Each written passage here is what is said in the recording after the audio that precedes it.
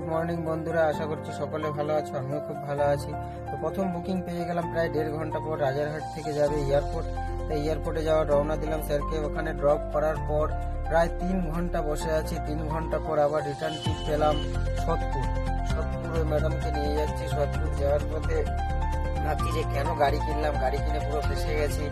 এত মার্কেট খারাপ, ধারণার বাইরে, প্রচন্ড মার্কেট খারাপ। এভাবে চলতে থাকলে আস্তে আস্তে গাড়িও বিক্রি হয়ে যাবে। ইএমআই আছে সামনে, ইএমআইও দিতে পারছি না, এরকম পরিস্থিতি হয়ে গেছে। তো চলো ওখান থেকে আবার 1 ঘন্টা বসতে অবস্থা ভীষণই খারাপ। মানে এইরকম মার্কেট খুবই কম দেখা যায়। এই 2-3 দিন যে এত মার্কেট খারাপ যাচ্ছে সেটা বলে বোঝাতে পারবো না। তো চলো নিউ টাউনে টিসিএস ম্যাডামকে ড্রপ করলাম। ড্রপ করার পর ওখানে প্রায় আধা ঘন্টা বসলাম। আধা ঘন্টা বসার পর ওখান থেকে আবার সোদপুর পেয়ে গেলাম। তো সোদপুর আবার ওখান থেকে চলে গেলাম।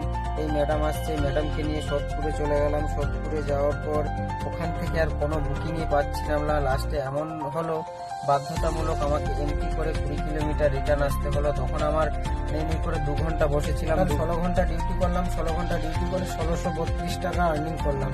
তো মার্কেটের অবস্থা খুব খারাপ ছিল, ওই জন্য এই অবস্থাতে। চলো পরের ভিডিওতে আবার দেখা হচ্ছে। ফেসবুক থেকে হলে ফলো করে পাশে থেকো, ইউটিউব থেকে হলে সাবস্ক্রাইব করে দিও। টাটা।